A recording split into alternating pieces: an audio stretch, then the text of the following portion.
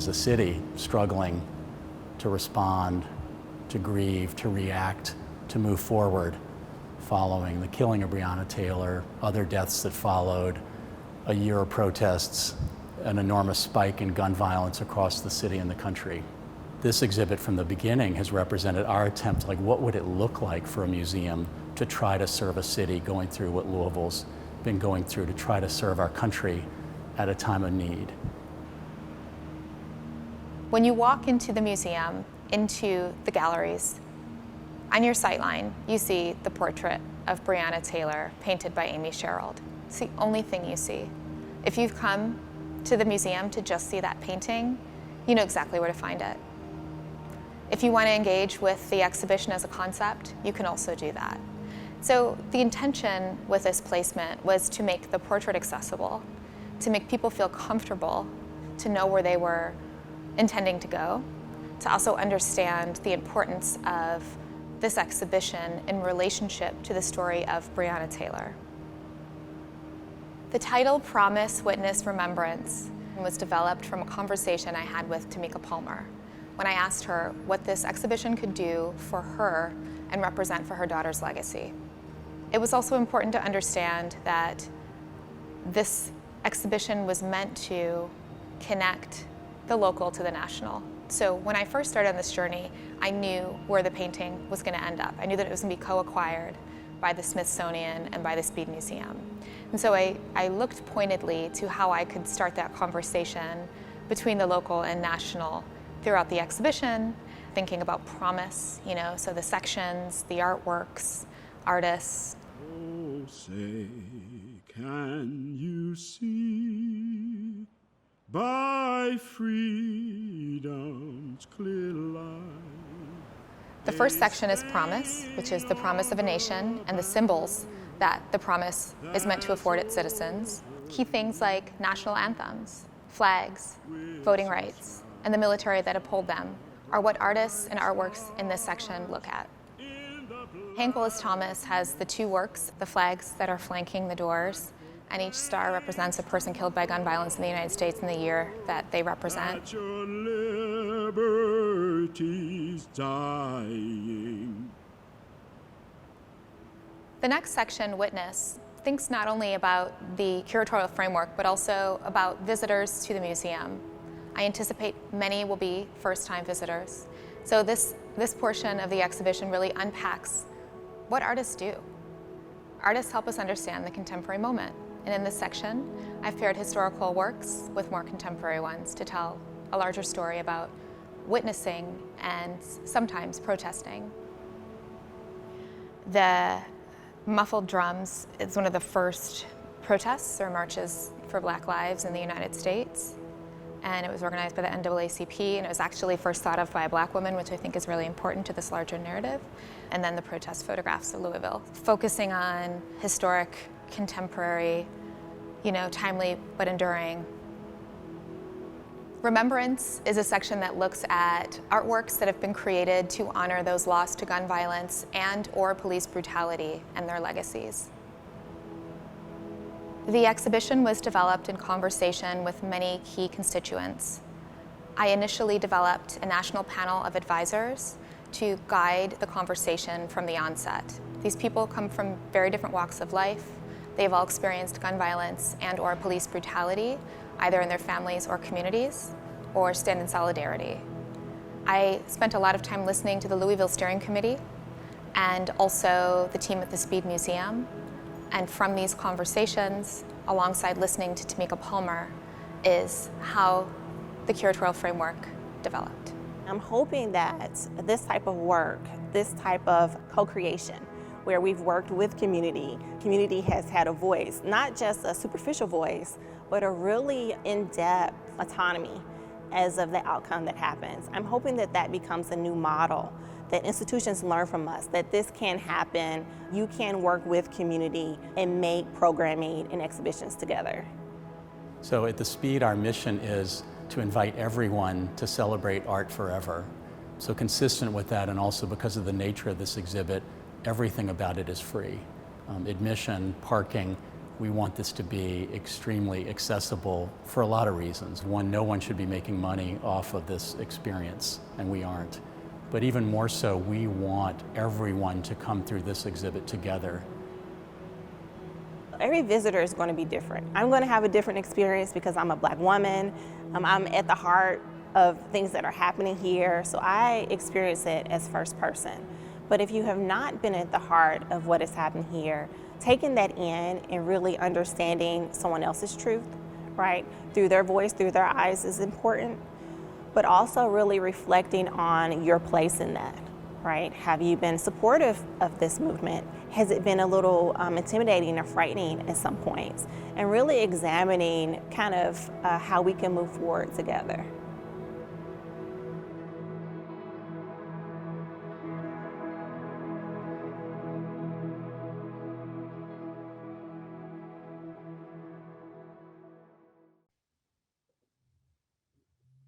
Good evening. I'm Stephen Riley, and as you may know from watching that video, just for the last few minutes, I'm director of the Speed Museum. And I could not be more excited to be joining you for this panel discussion tonight. I'm going to take just a very few minutes to introduce the panelists. You can get more information about them on the website for Promise Witness Remembrance.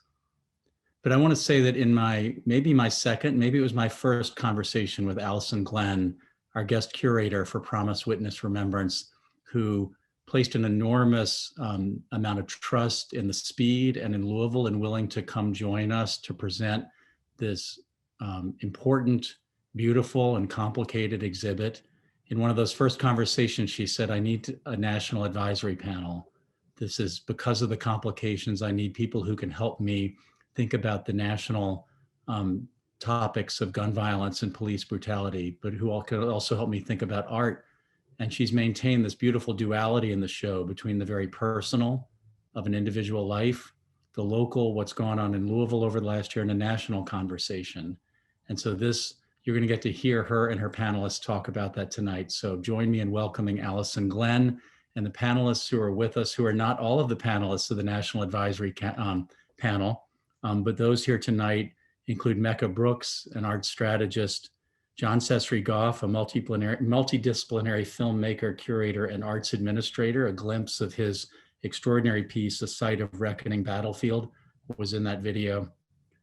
We may be joined by Raymond Green, a retired military officer and cousin of Alton Sterling from Northwest Arkansas. Amy Sherald, a painter, and one we're very glad to have with us in this exhibit and with us tonight.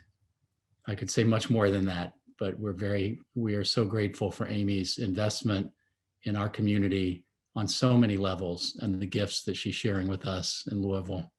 And finally, Dr. Allison K. Young, an art historian joining from my hometown of New Orleans. And with that, I'm going to get out of the way and let Allison Glenn, did I say Allison Young? Allison K. Young, not Allison Glenn. Allison Glenn is now going to lead us in conversation, and I'm happy to join the rest of you for that. Thank you. Thank you, Allison.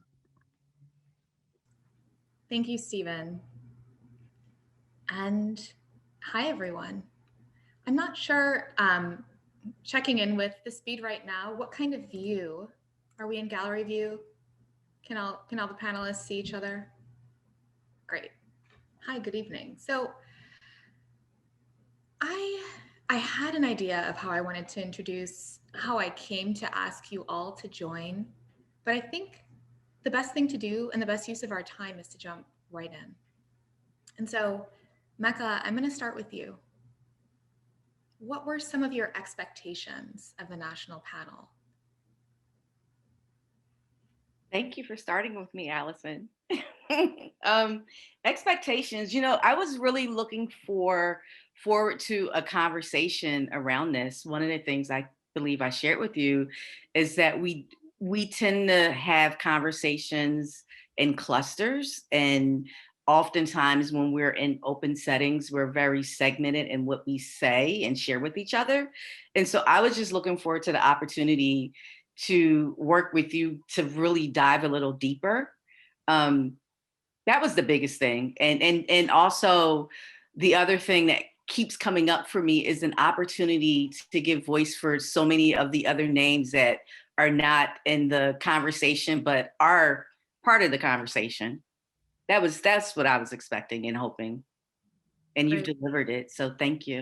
Of course, thank you. And this is a question for all the panelists, and we can kind of just get into a dialogue at this point.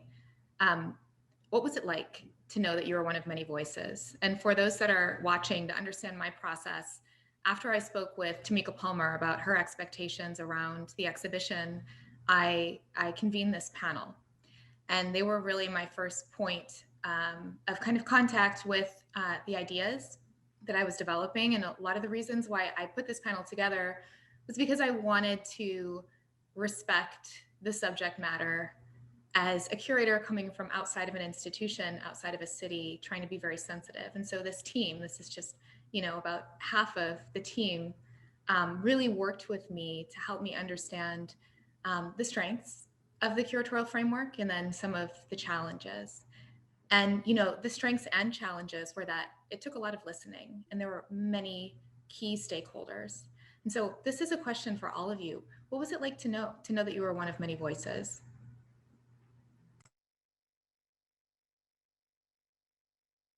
Amy, you should start.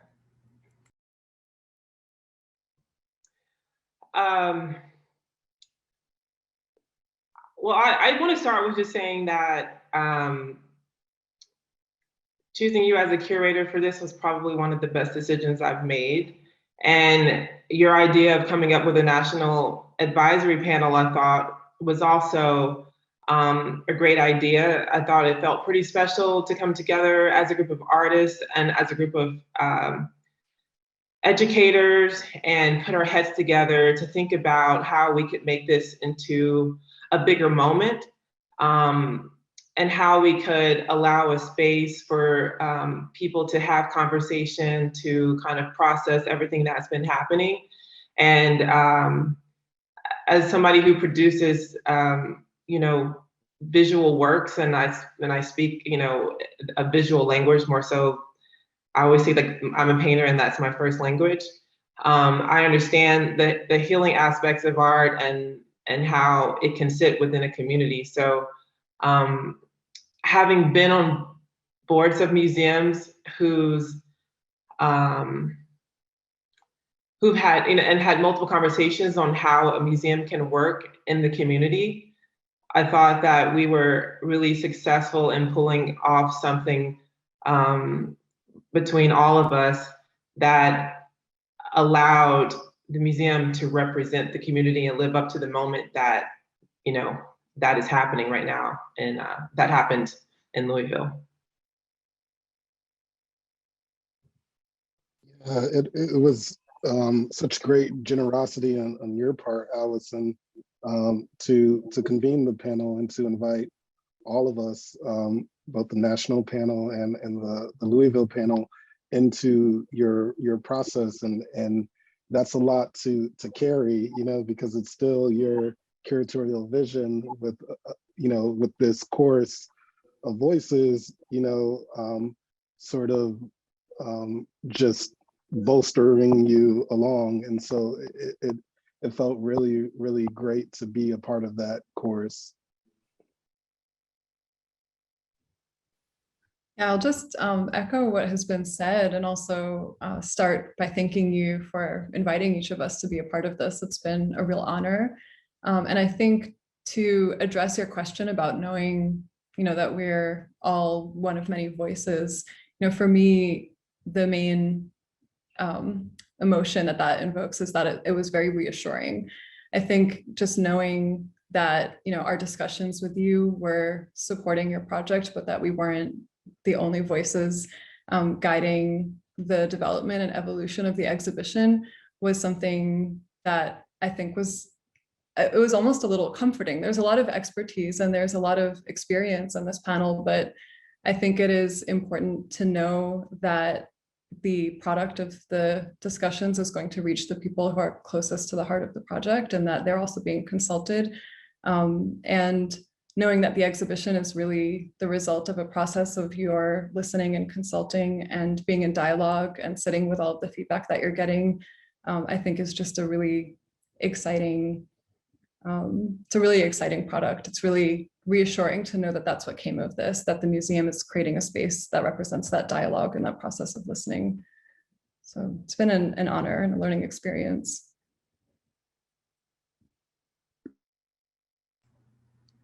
Great. Yeah, thank you all. I mean, you know, on that spirit of generosity, I share it. It was a heavy lift to take this exhibition on and produce it in under 6 months. And I knew right away that I needed a team. And there were a lot of things I didn't know. And so I'm gonna go a little off script right now. And I kind of want to talk about the things maybe we learned from the process, because we came together a few times together as a group. And then I broke out, intentionally did smaller breakout sessions. And I'm curious if anyone wants to speak to kind of what we learned in between the 2 meetings that we had, or the smaller breakout sessions, or perhaps something that shifted in between our 2 group convenings that perhaps has informed this process or will inform the way that you work with panels and boards in the future. And Mecca, I'll start with you. Saw me thinking, right? I was thinking, you know, one of the things that I really applaud you with, and I've said this time and time again, is the mindfulness and the intentionality around having community be a part of the process. And one of the things in terms of the shift, when we initially talked, you know, we were going in a direction of like your vision. But as we went along and as you took it to the community, your ability to be fluid enough to allow them to have their voice and their views and their opinions. And even though it might have got a little uncomfortable, I was happy to see it. I was happy to see it persevere.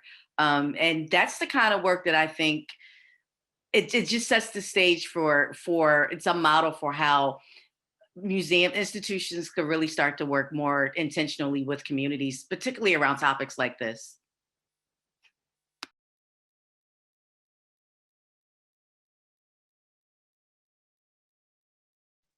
Yeah, and I think to me, what echoes true and sort of resonates with my own practice and approach is sort of the way that you were able to create this like living double consciousness. You were able to give it back, you know, and you were able to hold at the same time something that's both a survey of contemporary art and something that is resonant with the urgency of the moment. And that's something very few people have the ability to do. And, you know, I think back to my time working at the Smithsonian at the National Museum of African American History and Culture. And when we were opening, there was all of this rumbling about, well, where did these supporters come from? Like, we've never seen this audience before. And it's because you weren't speaking to them. And so sometimes it's really important for institutions, especially art institutions and places that may not have been as open and welcoming to certain communities in the past, to sort of recognize their language deficiency and know that you can't always reach people through a single tongue. And so what you were able to do was to speak, you know, with the gravitas of the institution and the gravitas of your curatorial practice, but you were listening and receiving and incorporating, you know, the vibrancy and the life of the community, even as it grieves. And for that, you know, it is a unique sort of process and approach. Yeah, and it's interesting because you know, John, a big reason why I asked you to sit on the panel is because of the work that you made, the portrait that you made of your community that is exhibited in Promise, Witness, Remembrance. And it's about a 5-minute film called A Site of Reckoning, Battlefield. And I was very intentional with choosing everyone who's on the panel, and the way that I experienced that film and the way that you were able to portray a community grieving and listen and receive, and you're a part of the community, but you also were able to document this moment in time. I'm wondering if you can walk us through that process and also let people who are watching us from home know what this film was about, what was the inspiration, and how you see it living now. Right. I had already been working in the Low Country in the Charleston area, documenting another project when the shooting at Mother Emanuel took place. And because it directly impacted my community and my family, I had to sort of reorientate myself, especially as a filmmaker and as a person with a camera, and understanding like what those extractive practices have been, especially during moments of Black suffering and pain. And so I had to remove myself from my body as a filmmaker, because this was my story, like it was unfolding, and separate myself from sort of the quick response of the news media and from of those from the outside, to be honest. And often it's those with resources yet little time who seem to be the first to the punch to tell certain stories or to represent certain communities. And so I was just in the church with my mom, who was answering the phones, hours after this horrible massacre took place. And it was the stillness of that moment that spoke to me. It wasn't the frenzy of the news media outside. It was the quiet moments, which were so hard to come by in those days and weeks after the shooting. And so I needed a release as a creative person. Like my film is 8 years in the making, the documentary feature. And so creating A Site of Reckoning Battlefield was my way to heal, my way to say, look, these are the eyes through which I'm experiencing this moment. And it was when my father preached the first Sunday after the shootings, he had a line in his sermon that said, and we must stay on the battlefield. The blood of the Mother Emanuel 9 requires us to stay on the battlefield until there is no more fight to be fought. And that was just playing in my head. And then I landed on the song, and then I recalled Sonia Sanchez and Sweet Honey in the Rocks version of it. And like in a night, it came together, And so it may have felt like a moment of inspiration, but it had been building for, my lifetime and generations before me. So when I was finally able to sort of assemble these images and sort of this sonic experience, this was just my way of healing, and I did it for me selfishly. So it wasn't to necessarily speak to an audience, but it was to release, these images that, weren't just in my camera, but are branded in my mind. And for the purposes of folks who aren't familiar with the film, can you talk a bit about your relationship to the church and Reverend Pickney and your father, his relationship to the church also?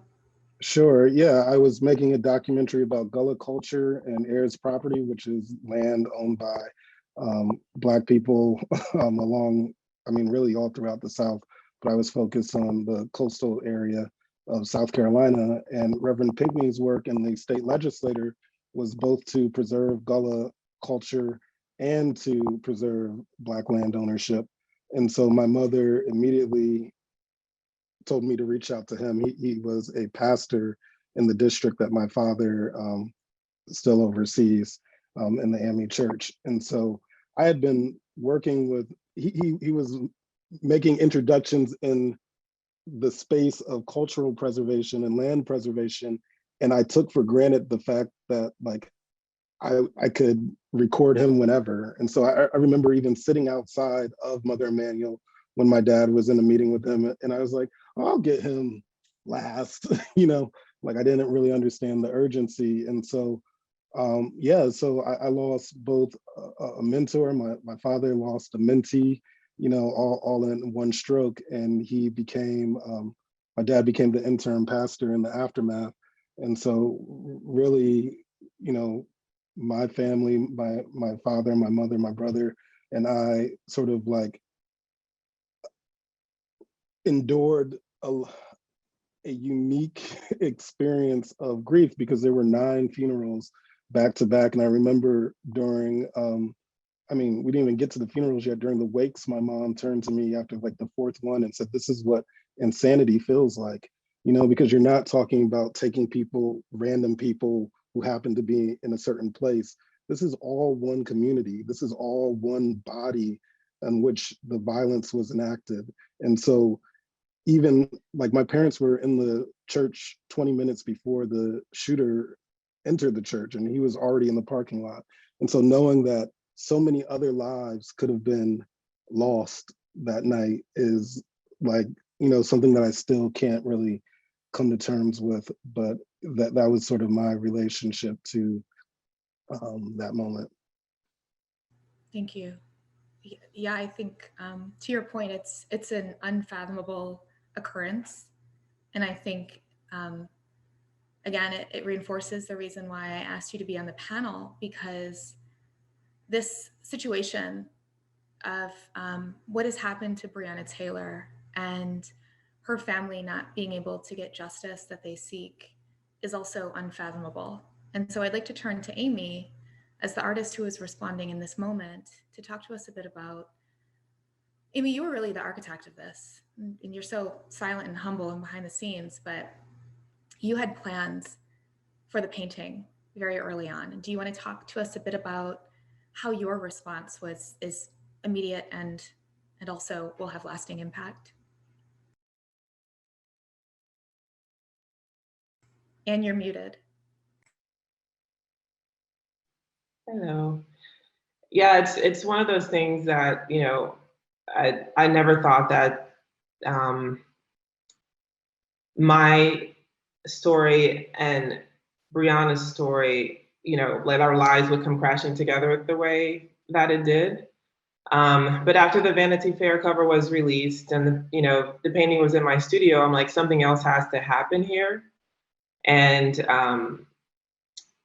you know, I started to think about sending the painting to Louisville, and, you know, had conversations with different people. And then, you know, decided like, why not let this be something bigger, like an exhibition, which is where you became involved, because I know how to stay in my lane. I'm not a curator. So, you know, we started having conversations about what we thought it would look like. And, you know, I wanted to do something that would build on her legacy, something that would just keep her name alive. So I had a conversation with the Hearth Foundation, which is the Spielberg Foundation. And we brought in Darren Walker from the Ford Foundation. And at that time, these two foundations decided that they were willing to fund an acquisition of the work. I just needed to decide like where these paintings should go. And I decided that, of course, like it has to live in Louisville, where she's from, at the Speed Museum. But then I also thought about how the National Museum of African American History and Culture would be able to place it within a historical context along the timeline that they have. And just being a part of the Smithsonian Institution, being in DC, you know, in line, like juxtaposed to the White House, all these different things. And so I was able to, you know, I didn't even know paintings could be co-acquired, you know what I mean? So it's been a learning process for me too. And so being able to start a trust that would benefit the community. I can't give all the details now, but you know, it's going to go to work in an educational capacity, and each individual that it helps will be connected to her name, because whatever fund this is going to be, it's going to be connected to her, and it's going to be named after her. So for me, that was the biggest thing that I wanted to do, and I was able to make that happen. And I guess for me, it's like a little bit of a dream come true, because as I've grown in my life, I've been wanting to, you know, be a part of something bigger in that way. I always say, like, I've only been jealous of one person, that's Oprah Winfrey, because she gets to give away a lot of stuff all the time. So I was like, this is gonna be fun. And after I had completed the Michelle Obama portrait, I remember having a conversation with her, and I told her, I said, I'm going to pay this forward. And so this is also like keeping that promise. That's beautiful. And it's really great that, these intersections are kind of showing up in this conversation. There's intersections of, portraits of communities responding with immediacy, working within the space that we have to kind of carve out and pay forward. And I want to turn to you, Allison, now and talk a bit about the work that you've done in community and where we came together. We met in New Orleans. You were a Mellon Fellow at NOMA, and I was on the team at Prospect. And I was really impressed by the work that you and your colleagues were doing with communities, you and your curatorial colleagues. And I wonder if you can speak a bit to that experience and how it informed your role on this panel. Sure, thank you. And I will quickly also echo that I've always been extremely impressed by the work that I've seen you do, in Prospect and Chicago and Crystal Bridges, and here in also really paving the way and setting a precedent for how to work with communities. I have had a range of different, experiences and types of exposure with collaborative work, and I think in a way that's not necessarily about practice, but about kind of learning and seeing through others' mentorship. I was very lucky in graduate school to have worked very briefly with the late Okwe Wezer, who I think is a very early model for kind of showing the the way to kind of destabilize the hierarchies that exist in institutions and to pave a really radical path through distributing his authorship around. So that was a really early model for me, and I know he's sorely missed and his presence in the art world, especially this year. But yeah, at NOMA, I think the most memorable experience I can think of in this question would be a project like our group exhibition for the Tricentennial of New Orleans. It was called Changing Course, Reflections on New Orleans Histories. And this was an exhibition that was co-curated by 4 of us. So at the onset, this is already more of a committee structure rather than one that kind of prioritizes one curatorial voice. The timing for the Tricentennial led us to consider the fact that this was the 300-year anniversary of European expansion onto this land, but that there are a lot of stories that don't get included in these public events. So the projects we wanted to include by artists who are local, as well as those who have engaged with New Orleans for a long time, were unearthing stories that are often forgotten or not centered in these types of public discourses. And as part of that, we knew we had to kind of expand the footprint of the exhibition beyond the museum itself.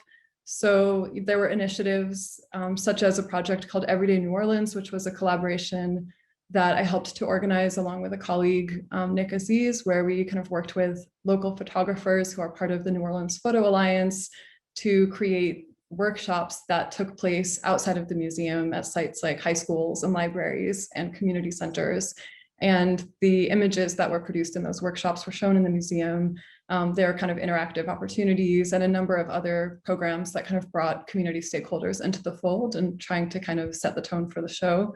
So I think, there's always more that can be done, but the most important lesson that I have learned through projects like these is to really trust and try to seek out situated knowledge, especially when that knowledge is not represented within an institution, or when you can merely just kind of invite more voices to the table, to understand that people come to these subjects from different perspectives, and people, across different communities will be able to show you the work that needs to be done and to include as many people as possible and to kind of relinquish control as much as possible. I think that the exhibition at the Speed, you've done a phenomenal job in including, as many different kinds of stakeholders and knowers and makers and creatives as possible. Thank you. Yeah, it was a form of listening, and you're all being very gracious. There were some humbling moments for me. This is a very different way of working, but it's also inherent to the way that I work as a curator.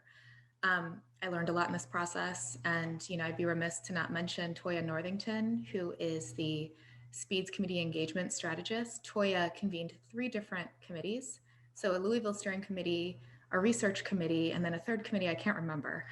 But she did a lot of the work on the ground to identify key stakeholders in Louisville and collaborate and provide pathways for this team to collaborate with that team. And we pinged back and forth quite a bit. And in one particular instance, Mecca, you and I met with Lakeisha Leak, who's not with us tonight, but has been a key voice in this conversation. And we looked at photographs. And, we had a lot of conversations about what we wanted to represent, what we didn't want to represent, not editing the archive. Do you want to talk a bit about that process? Yeah, well, I think one of the things that kept coming up for me in that process, what we all agreed on is that we really wanted to represent Black voices, Black stories, Black photographers. And I think we all met in the middle and not wanting to apologize for that. But also getting images that really captured what was happening. And so finding that balance, yeah, it was, but I do remember at times it got uncomfortable because we all had different lenses through the process. It did. Yeah. It got uncomfortable, but I do think, and I think this is because one of the questions I see, maybe I shouldn't be looking at the questions yet, but someone wanted to know like what the process was in terms of how we selected work. So part of what we were doing with Lakeisha, I think, is like we were having a conversation amongst people where we were comfortable having a conversation, but knowing that we would be setting the stage for people to maybe have uncomfortable conversations that they really want to have with each other. And so it was really rewarding. I think where we landed with the images was just like perfect. And I was just thankful to even sit with you and Lakeisha and bounce back and forth on what we really wanted to choose and highlight. So. Yeah, it was so interesting too, because at certain points you and Lakeisha were really aligned with things. And at certain points the three of us were so divergent, Mm-hmm. and we spent longer time than we actually had earmarked for our meeting. That's another thing. These panel conversations went beyond all the expectations of time that it would take. Mecca, I think we spent probably 2 hours looking through images, just scrolling through them. It was like 2.5 hours, Allison. It really was, because we got off like 3 times and then came back. Right. Mm-hmm. Because I didn't have that Pro Zoom account, so that's why. But you mentioned questions, and I think it's probably a good time to turn to those. I see some in the chat, and I see some in the Q&A. I'm going to start with the Q&A. And the first question is, how did you go about getting feedback from the community? And so I think it's probably a question for me, but I also want to invite the panelists to respond because you were aware of the conversations I was having with the community. I started by presenting my proposal. So my process was, I developed a proposal. I presented it first to the national panel. They gave me feedback about, what was working, what wasn't working, some strengths, some areas for improvement. I refined it, and then I presented it to the Louisville Steering Committee. And this was the first time the steering committee was meeting me.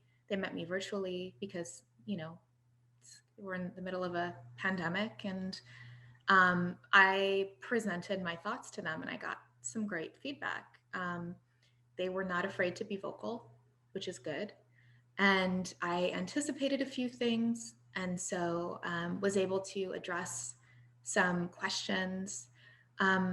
And, trying to approach a curatorial process that is perhaps more equitable than some has limits. And I think, the intent was to incorporate as many voices as possible, but at a certain point, I was reminded of who the key voice was. And I wonder if anyone wants to remark or give thought to the conversation we had, or if you remember that conversation we had about like who the key stakeholder was. Does anyone? I mean, the key stakeholder was Ms. Palmer. Yeah. Yeah. Whatever she says goes. Yeah.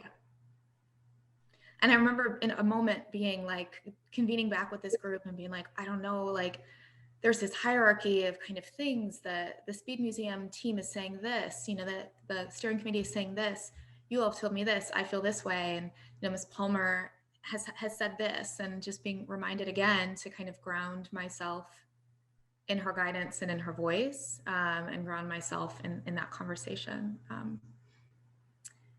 So there's more. Let's see the next question. I am going to pass this one to Mecca. This is from Jasmine. It says, cruelly, Breonna Taylor is not the only murder that happened in the South over the spring summer of 2020. Has the additional deaths of Black women and men across the region affected your curatorial direction? Wow, that's a good question. And so I'm going to go before 2020. That was one of the things that I was really attracted to, like just attract is not the right word, but driven. I think I shared with you, for me, back to these countless people that aren't really talked about. I remember maybe about 12 years ago, if not 15 years ago, this whole process, like just thinking about it, but I had a good friend of mine from high school that was murdered in South Jersey by the police, and he was just at the convenience store waiting for a ride, and he was mentally ill, and he never made he never made it to the inside the cop car. Like, he was dead before they got him in a cop car. And so I just think that in terms of the impact for me and bringing it in is like just to have the opportunity, back to the word remembrance, is like Breonna Taylor, George Floyd. I mean, there's so many countless stories. And it also, for me, gave an opportunity for me to really reflect on another part of it that's not talked about, and like mental illness, and how there is no look for it. And the idea of what I think when it comes to police brutality, what threat looks like. And yeah, so I don't know if I'm answering the question, but that was how I really entered this space, to be able to be in the process of not only highlighting Breonna Taylor and her mother, but just the remembrance, the promised witness and remembrance of all the stories. Did I answer that? It was perfect. And I want to I'd offer love to, yeah, I'd love to piggyback on what Mecca said, because I think the way that she set it up is important, you know, before 2020 and also beyond the South, you know. Like me too, I was in high school in the 90s in Hartford, Connecticut, when 14-year-old Aquan Solomon was killed by the police for having a water gun. And Aquan was in middle school at the time, and and a part of our community. And I never witnessed so much power in my peers. I actually wrote an op-ed for the newspaper called Rebels Without a Cause, because there was so much fire, and we didn't know where to direct it because all of the systems around us were oppressive. You know, this is the 90s when they could still put chains on high school doors and stuff, you know, and when armed police officers replaced security guards in our school. And, you know, so we were in a prison state in a public school. And so it's the fact that all of this is what we bring to it. So before the shooting at Mother Emanuel happened, I was already tired of the overproliferation of Black death, and especially the Black bodies of, you know, that time, of being able to see the images. And in this exhibition was so important and so crucial, and what you really held onto and promise, witness, and remembrance is that this is a celebration of life, you know. And for those of us who have a spiritual sort of belief, we know that the spirit, you know, lives on, in Breonna's spirit, and the spirit of so many, too many to even name, lives on through sort of this type of work and this type of community building, where we don't focus on, because a lot of places, especially in film, people like to say, oh, we don't believe in profiting off of Black death. But every time you turn around, there's a body, there's, you know, there's the blood, and that's not what this exhibition is about. Yeah, I was definitely interested in not engaging with images of trauma, because that's not necessary in this space. And I want to actually turn to Whitney Tassie. Just sent a question, and I'm gonna pass this along to Allison Young to start answering. So Whitney said, How were the voices of the committees present in the exhibition? She asks, in the selection of objects, in the framing of exhibition texts, or something more physical or transparent? And Allison, do you want to talk a little bit about language and kind of the process? And I also want to mention Stace Treat, the head of interpretation at Crystal Bridges, was also a major voice in the exhibition text and editing. But then Allison, you want to talk about your role in that too? Sure. Yeah, I think, the committee was really, present as a sounding board for everything that you were doing and spearheading. And of course, each of us kind of broke off with you for different, at different points in the process. And so, you and I had a lot of back and forth about some of the, wall texts and labels and how the works would be contextualized and how these themes are articulated. And I think it's something that is much harder to do than people realize, especially dealing with contemporary art. There's always sometimes a desire to maybe like lean too much into the world of like theory or art speak, and it has to be kind of pulled back into a point of access, but also finding a balance where, especially when you're talking about difficult issues, like you have to tell the truth, you have to be direct and, say things for what they are. And I think, you did a great job of really articulating what each of the individual works contributed to a larger dialogue in an exhibition that's extremely complex. I mean, you're bringing together such a wide range of themes, from moments in American history to, issues around representation and abstraction to, documentary photography. And I think we had some discussions around just how the language could really help people, navigate the space, understand the relationships between works, what each of them contributed to this project as a whole. And yeah, I think this is something that is often overlooked, but is one of the key access points for visitors to a museum. So hopefully we've been successful in that. Yeah, I think so. Mm-hmm. And then I want to answer Sophia's question, which also answers another part of Whitney's question. Sophia says, what is an example of the way that interaction with the community shaped the exhibit? And so I'm going to go back to Mecca, Lakeisha, and I. But before then, when I met with the steering committee, they really wanted to have more local artists represented. And so, oftentimes as a curator in this kind of position, you're balancing the expectations of an institution that wants to see things a particular way, the expectations of these committees that want to see things a particular way, the expectations of yourself, in your role as an arts professional, and how the thesis or curatorial framework is really an extension of who you are and how you work. And then, of course, as I mentioned before, the key stakeholder, Tamika Palmer, being really, for me, the most important voice in the room. But I thought perhaps there is definitely room for the local. And there were two ways that happened. One was that I then asked the steering committee, I'd love to show photographs from the protest movement, but I live in Arkansas. I can't do studio visits like I normally would. We're on an expedited timeline also, and just travel isn't safe right now. And I kind of asked them if they could assemble a list of artists and photojournalists that they knew were at the protests. And they created this spreadsheet of about maybe 40 names of photographers and videographers who were at the protests every day.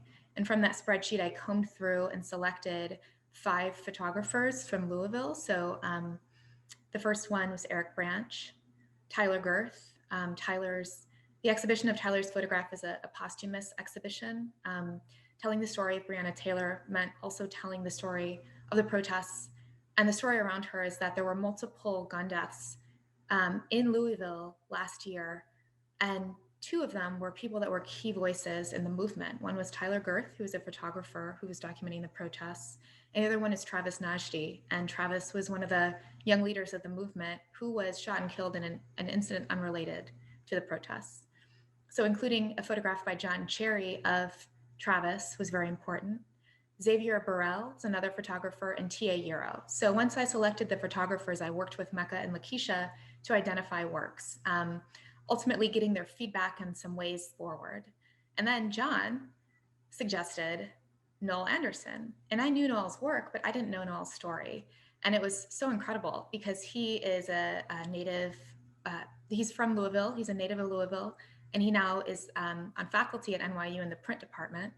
And there was an interview that Noel did with a Louisville-based publication where he talked about going to the Speed Museum, all through growing up, and how he would kind of he called it sneaking into these galleries where Promise, Witness, Remembrance is currently installed. And these galleries traditionally hold the Dutch Masters collection. And as I understand it, this is, an internationally known collection. We deinstalled a Rembrandt to install Amy Sherald's portrait of Breonna Taylor, So interaction with the community meant, and the committees was a way to understand and respond to some of the needs of the exhibition. And a few people at the Speed Museum knew of Noel's work, but many didn't. And he is in the witness section, and his work is installed next to Sam Gilliam's Carousel Form 2. And we did a little walkthrough on FaceTime, and he said, "Oh, my grandma knew Sam." And, she would be delighted to know that his work is adjacent to mine. And I wonder if anyone else wants to kind of just talk about that community aspect.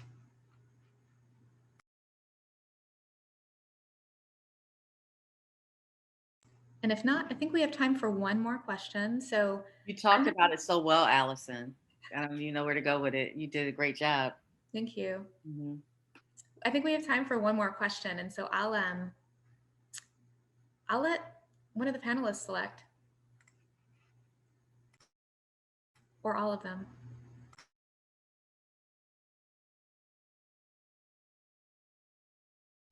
Is the exhibition going to travel?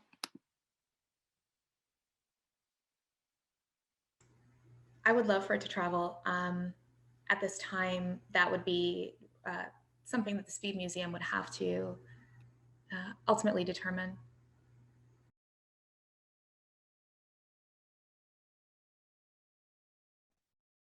And Allison, considering the process, do you think your role as primarily curating voices, art, or both? I don't think that, that's a tough question. I think I probably would say that I'm the kind of curator that puts value in bringing many voices to the table. I don't think a curator of voices doesn't feel right. I don't think that's what a curator does, to be honest. But I like collaboration. I like working with people. I really like getting other people's opinions on things and feedback, because I think it informs how I'm trying to communicate. And as a curator, you're telling a story through artworks. And I need to make sure that the story that I'm trying to tell is coherent. And so when I get someone else's feedback on the legibility and kind of accessibility of the story that I'm looking to tell, I can tell it more impactfully. So in this instance, there was just so much at stake in getting this right that I needed to have as many voices at the table as possible to make sure that the story that I was trying to tell was legible.